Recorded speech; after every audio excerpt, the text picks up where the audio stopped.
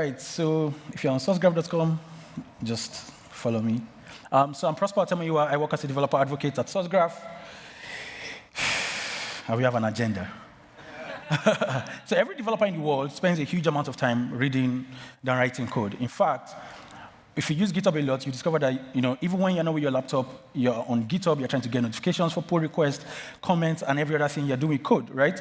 So if you spend more time reading than writing, then you should have the tools that allow you to search for code very easily. So we have a tool called Sourcegraph, sourcegraph.com. So that's why I said you should open your phones. If you open your phones and go to sourcegraph.com, I like to call sourcegraph.com the Google of code search. So this is how it looks like. If your interface does not look like that, you're not on Sourcegraph, please. So just cross-check, right? So with Sourcegraph, this is the value we have offered to developers. Sourcegraph has currently indexed over 2.1 million open source repositories across GitHub and GitLab.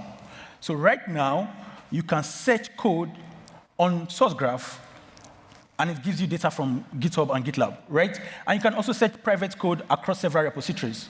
With Sourcegraph, the same way you can do local search on your local IDEs, you can have precise code intelligence on sourcegraph.com. And then with Sourcegraph, there's a feature we have called batch changes. Instead of opening several pull requests to different repos, with batch changes, you can have a file, and then it can make several pull requests for you, instead of you having to do that yourself. So it's called batch changes. And then we have two features called code monitoring and code insights. But for this talk, I'm just going to be talking more about the search. All right, so like I said, Sourcegraph can be called the Google of code search. It's literally a search engine that allows you to search all of open source code and all of your private code, right? So what are the code search patterns we have with Sourcegraph? There are three types of search you can do right now: literal, regular expression, and structural. So let's go to literal. I know many of us are very familiar with the suspect component, right? So if you're onboarding a new developer or you get onboarded to a code base and you're trying to see occurrences of a particular class, symbol, or definition, you can literally copy the code base and paste it into Sourcegraph, and then it goes ahead to search for you.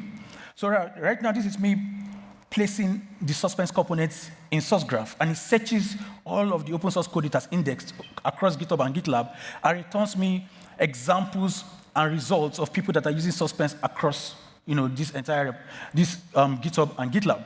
So now you can see the responses. You can scroll down. On the left-hand side, you can see all the filters and operators that you can add. So you can search through divs.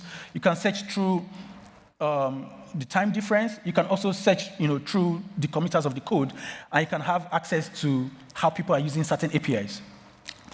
Another API that you can talk about in React.js too is the unstable batch updates.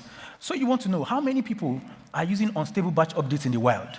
How many people are really using it, and how are they using this particular API method? With Sourcegraph, all you need to do is just paste it in. It searches, so if you look at the arrow, it searches within the React.js organization. It searches all of the repos within the organization, and it brings you out results of every usage of unstable batch updates. So from within the React code itself, and within every other example within the React organization, you can just get results. Now let's go to regular expression. How many of us are very familiar with regular expression? I know we probably don't use it every day, but with Sourcegraph, it allows you to flex your muscles with regular expressions. So if you understand what you're trying to look for, you're trying to look for something within a file, for example. So here, I was trying to look for how people are using some of the latest versions of React by using regular expression to search via the package.json of several repositories. So I pasted this into the Sourcegraph search engine. I toggled on the regular expression mode, and these were the results it gives me. So with these results, you can see, and you can narrow down to get the results of how many people or how many projects are dependent on a particular version of React. So some of us here are open source maintainers, some of us here are open source authors. You really want to get an idea of how many people are using your open source package, or how many people are using certain versions, maybe because you need to deprecate certain methods, or maybe because there's a new architectural change you need to work on. So with this, you can easily scroll and then see how people are using it: Webpack, Remix Run, Visualizer. You can see how many people are really dependent on a particular version of your project. So this is an example of me searching through branches, right? I was searching through the Sourcegraph organization repository, the Sourcegraph organization with tons of repos in it, and then specifying with a regular expression to search within every branch that has mchap within the name of the branch. So this goes into all of the branches, that has mchap within it and then searches for Ubuntu latest. With that, it returns all the code base for me, right? Now, this is just open source code. When you connect all your private repositories to as well, and if you sign up and connect your private repositories, it's the same result it gets you. It just searches within the scope of all the repositories that you've connected to SourceGraph. And then third, we have the structural search. I think this is one of my best type of search. With structural search, you can literally take blocks of code. So you can take if conditions, try catch, a full block of code, and paste it into the Google search engine, into the SourceGraph search engine, and then it's going to give you the results you're looking for. So this is me, searching through the Google organization on GitHub and looking for this block of code, if not path.length, and you have the 3 dots, right? So it goes ahead and look for all the types of code that fulfills this particular condition and returns them to me. So now I can see all of the projects and all of the code bases, all of the files that have this within them, and then I can keep narrowing my search, right? There are so many keywords that you can use. In fact, we have a boot out there with a cheat sheet, so I encourage you after this talk or when you're free to come around to our booth and get the cheat sheets. There's a lot of things to learn there. So why you actually need SourceGraph? Developer velocity. As your team is growing, you want, as you build more features, you want your developers to move very fast. So with SourceGraph, if you have all your repositories connected to SourceGraph, it allows them to search stuff, right? Some people will get into a company, and within the first week, they're already committing code. That's because they understand, they can easily get the code base, right? For some people, it takes 3 weeks because you have to go through different repositories. You don't know what you're doing. With SourceGraph, everything is in one place, and it allows your developers to get onboarded quickly to the code base. And then with refactoring, there is no case of I left this behind, I forgot. I know you have tests. Yeah, that's very good. But when you have shared systems, for example, you have a shared design system that you're using across different repositories, sometimes you forget that a particular component or something is used in this other part of the code base or in another repository.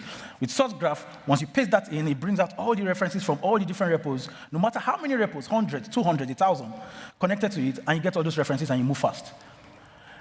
Now, a recap of the search parameters. Again, there are different keywords you can use with SourceGraph, right? This is just a very good illustration of some of those keywords, right? You have the repo keyword that allows you to search within a particular repo or within an organization of repos. Then you also have the @branch, where you can just specify the branch to limit and narrow the search. You also have the type symbol. With type symbol, what happens is instead of returning, the code with the function call, it just returns the definition of the class or the definition of the function with type symbol. So with file 2, you can limit it and say, hey, I want you to just search within the tsconfig files, or I want you to search within the package.json files. And then within it, with type commit, you can say, hey, I want you to search within a particular commit or within a dev. Then you can specify the lang, for example. If somebody is trying to learn about Lambda functions in Python, you can type in Lambda and narrow your search to lang Python, and it's going to give you all the ways Lambda function has been used, in the wild or within your private code base. Now, if you want to learn more about code search, I implore you to visit learn.sourcegraph.com. Learn.sourcegraph.com is, our entire suite of learning tutorials for everything that has to do with regular expression search, structural search, literal search, and every other thing, batch changes that you can do with code search. And then we have more resources, docs.sourcegraph.com. We have an active presence on Dev2. We have our blog. We also organize what we call Dev2 Time. So Dev2 Time happens bi-weekly. So if you go to our YouTube channel and search for Dev2 Time, you can see the amazing setups of developers, different developer workspaces. And then you can search our podcast as well. So all these resources, you can use it to learn more about code search and about SourceGraph. So thank you very much. And then you can follow me on Twitter and on GitHub and ask me as many questions as you want. Thank you.